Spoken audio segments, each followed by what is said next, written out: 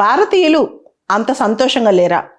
వారి జీవన శైలి, జీవన ప్రమాణాలు సరిగ్గా లేవనే చెప్తుంది వరల్డ్ హ్యాపీనెస్ రిపోర్ట్. ప్రపంచంలో మొన్న ఈ రిపోర్ట్ రిలీజ్ అయింది. United nations sustainable development solutions network వాళ్ళు ప్రతి సంవత్సరం మార్చి 20వ తారీఖు, మీకు తెలిసే ఉంటుంది, మార్చి 20వ తారీఖు అంటే వరల్డ్ హ్యాపీనెస్ డే. ఈ రోజున UN sustainable development solutions network వాళ్ళు వరల్డ్ హ్యాపీనెస్ రిపోర్ట్ రిలీజ్ చేస్తారు. ఈ సంవత్సరం రిపోర్ట్లో India rank 126th out of 137 countries. Last year అయితే 136th ర్యాంక్. అంటే లాస్ట్ ఇయర్ కంటే ర్యాంక్ కొంత బెటర్ పడినా ఇండియా హ్యాపీగా లేదని ఆ రిపోర్ట్ చెప్తుందన్నమాట. సో ప్రతి సంవత్సరం లాస్ట్ 6 ఏళ్ళ నుంచి ఫిన్లాండ్ వరల్డ్స్ హ్యాపీయెస్ట్ కంట్రీగా ఫస్ట్ ర్యాంక్ నిలబెట్టుకుంటూ వచ్చిందనమాట.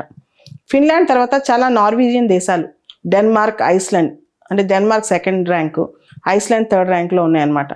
టాప్ 10లో Israel, Netherlands, Sweden, Norway, Switzerland, Luxembourg, New Zealand ఉన్నాయి. ఈ కంట్రీస్ యొక్క ర్యాంకింగ్ అంటే వరల్డ్ హ్యాపీనెస్ రిపోర్ట్లో ర్యాంకింగ్, హెల్దీ లైఫ్ ఎక్స్పెక్టెన్సీ ఎలా ఉంది, జీడిపి పర్ క్యాపిటల్ ఎలా ఉంది, సోషల్ సపోర్ట్ ఎలా ఉంది, ఆ సమాజంలో కరప్షన్ ఎంత తక్కువ ఉంది, కమ్యూనిటీ జనరాసిటీ అంటే ప్రజలు ఒకరికొకరు ఎలా సపోర్ట్ చేసుకుంటున్నారు, అవసరమైతే జనరస్గా ఉంటున్నారా, ప్రజలు వాళ్ళ కీ లైఫ్ డెసిషన్స్లో కీ ఫ్రీడమ్ అంటే వాళ్ళ యొక్క జీవితానికి సంబంధించి ఇంపార్టెంట్ డెసిషన్స్లో వాళ్ళు మంచి మంచి నిర్ణయాలు తీసుకోగలుగుతున్నారు స్వతంత్రంగా, స్వేచ్ఛగా. ఇవన్నీ చూస్తారనమాట ఈ రిపోర్ట్ తయారు చేసేటప్పుడు. హెల్తీ లైఫ్ ఎక్స్పెక్టెన్సీ అంటే ఆరోగ్యం, జస్ట్ ఎన్నాళ్ళు బతికామని కాదు, హెల్తీగా బతికామా లేదా, హెల్తీ లైఫ్ ఎక్స్పెక్టెన్సీ ఎంత ఉంది, తర్వాత జీడిపి పర్ క్యాపిటల్ ఎలా ఉంది, సోషల్ సపోర్ట్ ఎలా ఉంది, కరప్షన్ తక్కువ ఉందా లేదా, ఇవన్నీ చూస్తారనమాట ఈ ర్యాంకింగ్ సంబంధించి.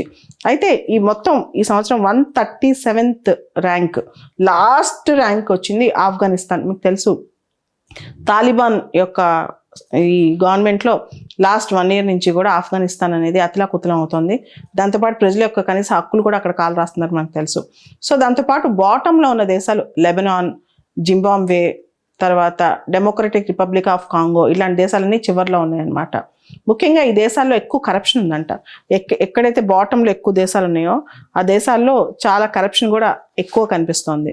సో ఓవరాల్గా ఇండియా ఫాస్టెస్ట్ గ్రోయింగ్ ఎకానమీ ప్రపంచంలో మనకు తెలుసు ఇప్పుడు. కానీ హ్యాపీనెస్ రిపోర్ట్లో మనం ఎందుకు ఇంత తక్కువ ఉన్నామని అని పెద్ద క్వశ్చన్. మనం చూస్తే రష్యా ఉక్రెయిన్ మధ్య యుద్ధం జరుగుతుంది. రష్యా హ్యాపీనెస్ రిపోర్ట్లో 70th ర్యాంక్లో ఉంది. ఉక్రెయిన్ కూడా మనకంటే బెటర్ ర్యాంక్లో ఉంది, 92nd ర్యాంక్లో ఉందన్నమాట. సో ఈ ఇయర్ మొత్తం హ్యాపీనెస్ రిపోర్ట్లో ఒక ఇంట్రెస్టింగ్ పాయింట్ ఉందంట.